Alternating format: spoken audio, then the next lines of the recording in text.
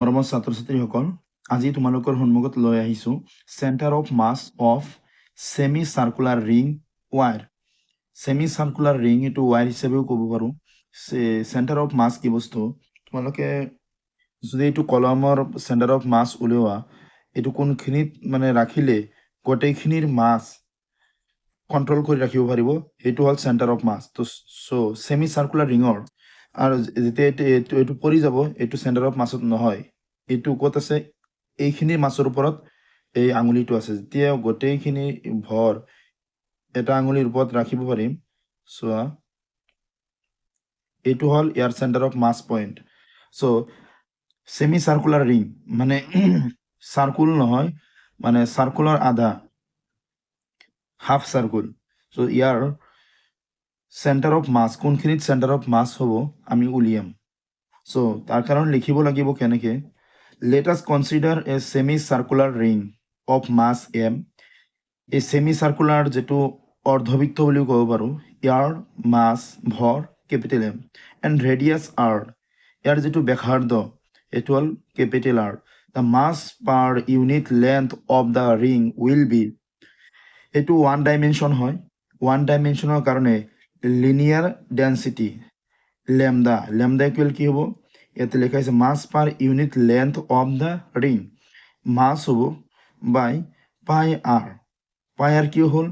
এইটো একচুৱেলি ইয়াৰ লেন্থ। যদি এটা বৃত্ত হয়, এই বৃত্তটো কাটিলে মানে এটা দীঘল আয়তৰ নিচিনা হ'ব। ইয়াৰ দৈৰ্ঘ্য কিমান হ'ব? ইয়াৰ দৈৰ্ঘ্য হ'ব এইটো যদি বৃত্তৰ শ্বেপ দিয়া হয় তেতিয়াহ'লে 2s পাই আৰ হ'ব বৃত্তৰ পৰিসীমা। পৰিসীমা মানে কি? ব্যাসাৰ্ধ। পৰিসীমা মানে কি? চতুৰ্দিগৰ যিটো সীমা, পৰিসীমা, পৰিধি 2s পাই আৰ।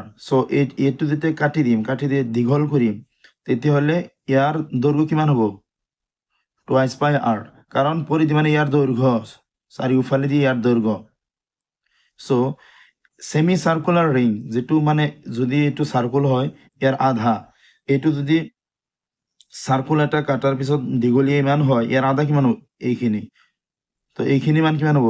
2s পাই আৰ যদি হয় এটা ৰিঙৰ, ফুল ৰিঙৰ, তো 2 দি ডিভাইড কৰিলে আধা হ'ব পাই আৰ। লেন্থ কিমান হৈছে? পাই আৰ। ইয়াৰ পৰা ইয়ালৈকে লেন্থ ইয়াৰ কিমান? পাই আৰ। যদি গোটেইখিনি থাকিল হয় তেতিয়া 2s পাই আৰ হলাক হয়।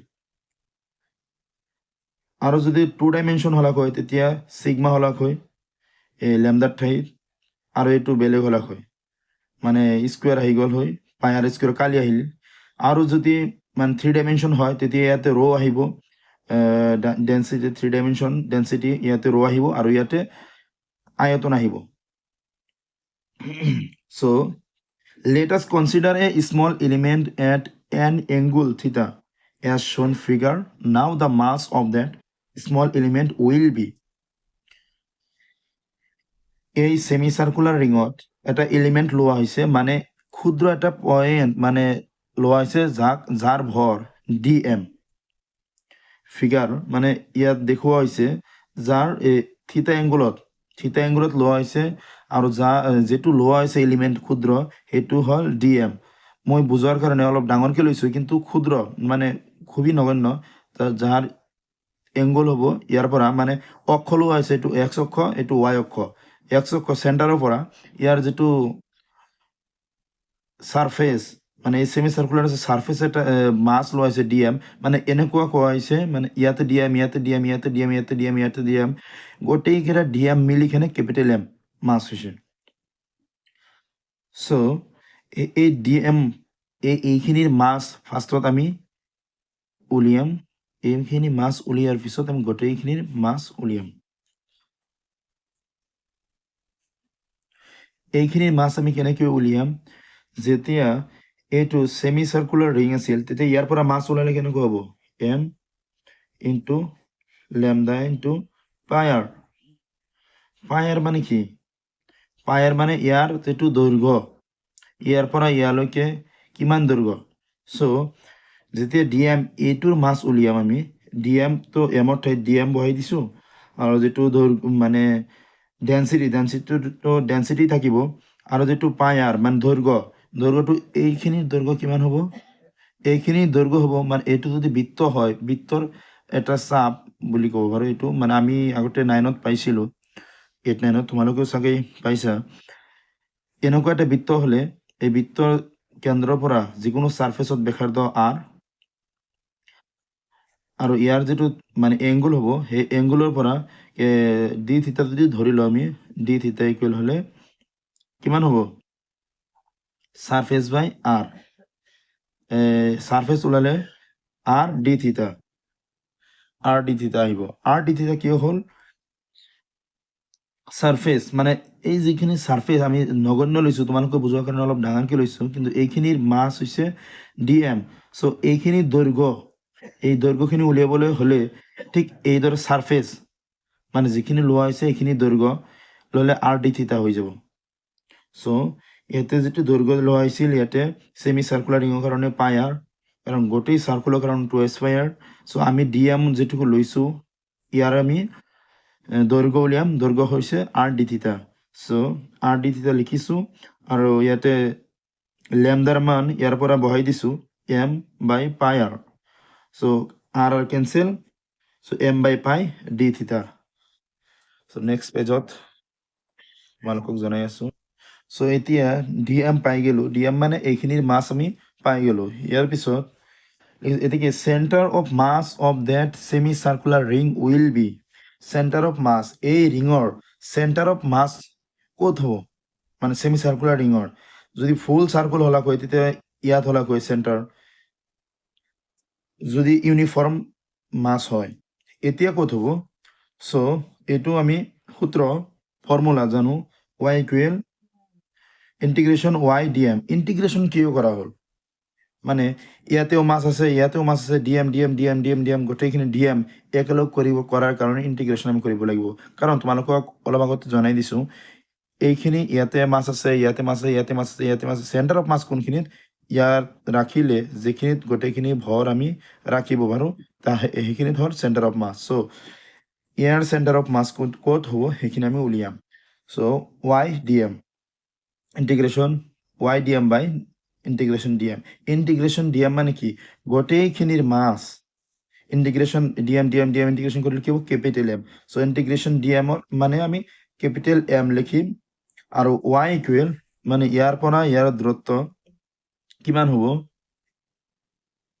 এইটো থিতা হ'লে কিমান হ'ব সাইন থিতা ইকুৱেল লম্ব বাই কৰ্ণ সাইন থিতা ইকুৱেল যদি আমি লিখো থিতা ইয়াতে লিখি ৰাখিছোঁ লম্ব বাই কৰ্ণ লম্ব হৈছে কিমান y কৰ্ণ হৈছে ক্যাপিটাল r মানে ইয়াৰ ব্যাসাৰ্ধ চ' y ইকুৱেল r sin থিতা ইয়াত y মান r sin থিতা বহাই দিছোঁ আৰু অলপ আগতে আমি dm ওলাইছোঁ dm মানে এইখিনি চ' dm বহাই দিছোঁ আৰু যেটো dm ইছে এই তলৰ dm মানে কোনটো এই গোটেইখিনিৰ মাছ একেলগ কৰি মানে ক্যাপিটাল m চ' dm ৰ ঠাইত তলত m বহাই দিছোঁ ক্যাপিটাল m আৰু ওপৰত y মান বহাই দিছোঁ আৰু dm যেটো আমি উলিয়াইছোঁ যেটো আমি এলিমেন্ট লৈছোঁ তাৰ dm মানে তাৰ মাছ হ'ল a to dm ইয়াতে আমি বহাই দি কেনে ইন্টিগ্ৰেশ্যন কৰিছোঁ ক'ৰ পৰা ক'লৈকে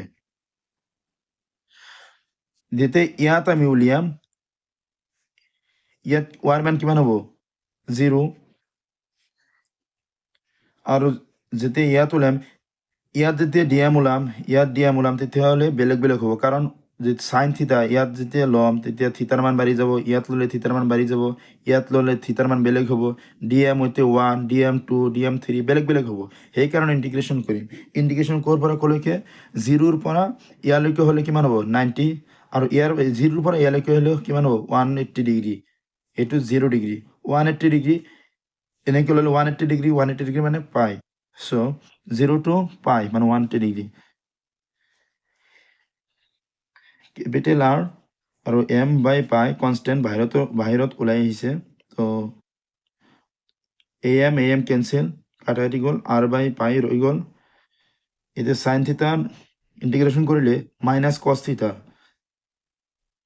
হয় আৰু 0 to পাই এতিয়া মানকেইটা বহাই দিম r বাই পাই আৰু মাইনাছ কস থিতা থিতাৰ মান 180 ডিগ্ৰী হ'লে কিমান হয় cos 180 ডিগ্ৰী মান হৈছে -1 সো -1 আৰু a মাইনাছে +1 তাৰ পিছত মাইনাছ 0 -0 হ'ব ইয়াৰ পৰা -0 হ'লে cos 0 ডিগ্ৰী মান কিমান হৈছে 1 আৰু a মাইনাছ আছে a মাইনাছ আৰু a মাইনাছে প্লাছ মানে 1 এনেকুৱা হ'ব মানে এইটো বাহিৰত ৰাখিলে a মাইনাছ বাহিৰত ৰাখিলে cos ইয়াতে ৰাখিলে cos 0 ডিগ্ৰী ইয়াৰ পৰা মাইনাছ হ'ব cos 0 ডিগ্ৰী মান কিমান 1 এই -1 -1 +1 হ'ল সো 2 আগত আহিল r/পাই এইখিনি হৈছে সেমি সার্কুলার ৰিঙৰ centre of mass semi circular ৰিঙৰ সেন্টাৰ অফ মাস টুৱাইস r/পাই টুৱাইস r/পাই সাগে হলে ইয়াৰ পৰা ইয়ালৈকে হ'ব সেন্টাৰ অফ মাস ইয়াৰ